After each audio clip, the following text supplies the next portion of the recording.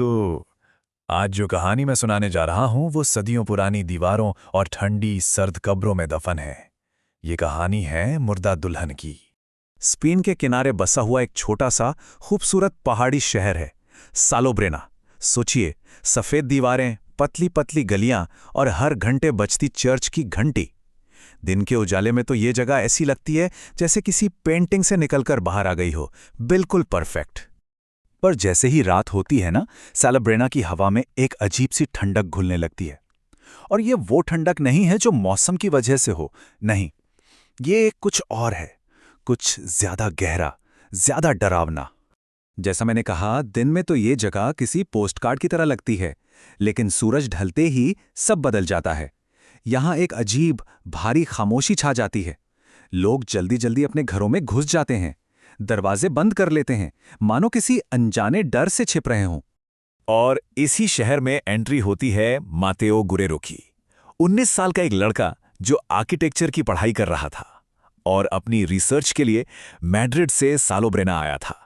उसे यहाँ के पुराने चर्च, 100 साल पुराने घर, ये सब तो दिख रहे थे, पर उसे इस बात का जरा भी अंदाजा नहीं था कि वो एक ऐसे राज के करीब आ रहा है जो इन इमारतों से भी कहीं ज्यादा पुराना और खतरनाक था। तो एक शाम माथेओ चर्च के पास बने हुए पुराने कब्रिस्तान में अपनी रिसर्च कर रहा था, और तभी उसकी नजर एक ऐसी अजीब चीज पर पड़ी जिसने उसके अंदर एक अनजाना सा डर जगा दिया। उस बिल्कुल वीरान कब्रिस्तान में एक अकेली कब्र के ऊपर शादी का एक टूटा फूटा मेहराब खड़ा था। उस पर सूखे हुए फूल लटक रहे थे, और उसके ठीक नीचे की जो मिट्टी थी वो बाकी जगह से कुछ ज्यादा ही काली थी। ऐसा लग रहा था मानो वो किसी अधूरी रस्म की गवाह हो। बस उस रात के बाद से ही मातेओ के साथ कुछ अजीब होना शुरू हो गया। देर रात को उसे अपने कमरे के बाहर से कदमों की आहट सुनाई देने लगी। एक बार तो उसने हिम्मत करके खिड़की से बाहर देखा। गली के कोने में एक सफेद साया खड़ा था, एक औरत लंबे सफेद गाउन में, और इससे पहले कि वो कुछ समझ पाता, वो साया गायब हो गया। अगली रात वो आवाज फिर आई, लेकिन इस बार और भी ज्यादा करीब। माथेओ ने देखा कि उसके गेस्ट हाउस के बाहर पत्थर की सड़क पर गीली मिट्टी के कदमों के निशान बने हुए हैं, और वो निशान सीधे उसी पुराने कब्रिस्तान की तरफ जा रहे थे। अब उससे रहा नहीं गया, वो चल पड़ा। कब्रिस्तान के अंदर हवा और भी ज्यादा सर्द थी और खामोशी कानों को चुभ रही थी।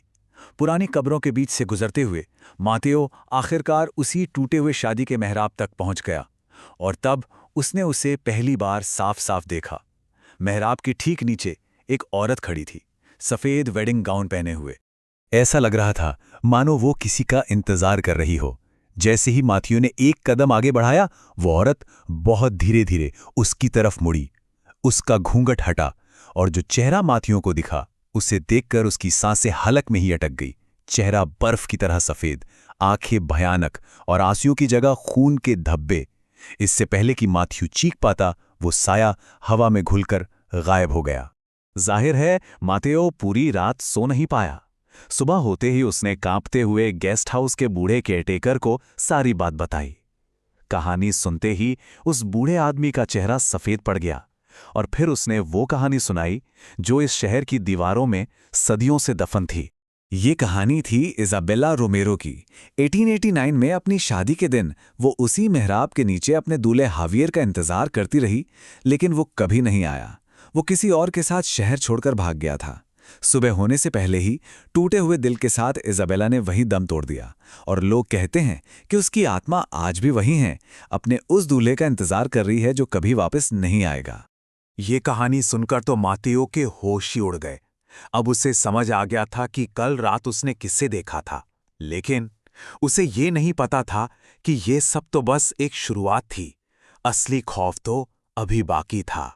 उस रात कदमों की आवाज फिर आई, पर इस बार वो आवाज सीधा उसके कमरे के दरवाजे के बाहर आकर रुकी।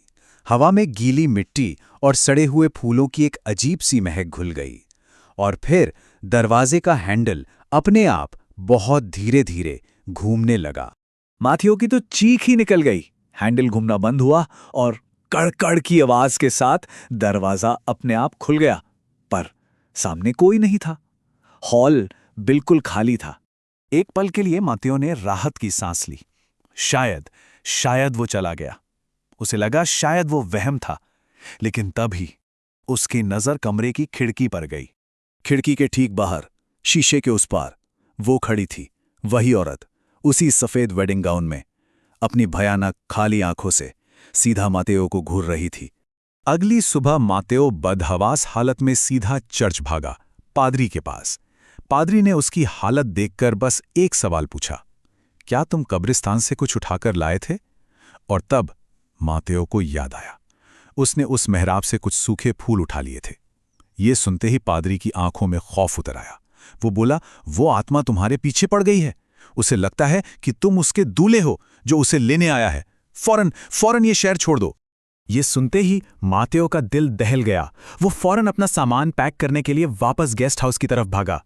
उसे बस किसी तरह वहां से निकलना था, लेकिन शायद अब बहुत देर हो चुकी थी। जब वो अपने कमरे पहुंचा तो दरवाजे पर गीली मिट्टी के ताज़ा निशान थे। देखते ही देखते आसमान काला पड़ गया। घर की लाइटें जलने बुझने लगीं और फिर बंद हो गईं। बाहर तेज तूफानी बारिश शुरू हो गई और तभी जोर से एक बार बिजली कड़की और उस एक पल की रोशनी में मातेओ ने देखा, वो कमरे के अंदर थी, उसके ठीक सामने खड़ी थी। गेस्ट हाउस के केयरटेकर ने मातेओ की एक जोरदार चीख सुनी। वो दरवाजा तोड़कर अंदर भागा, लेकिन कमरा खाली था। बस खिड़की खुली थी और बारिश की बौछारें अंदर आ रही थी। मातेओ वहां नहीं था। कुछ घंटों तक उसे ढूंढा गया। आखिर में माथियो की लाश उसी कब्रिस्तान में मिली, उसी टूटे हुए शादी के मेहराब के नीचे, पूरी तरह गीली मिट्टी में सनी हुई।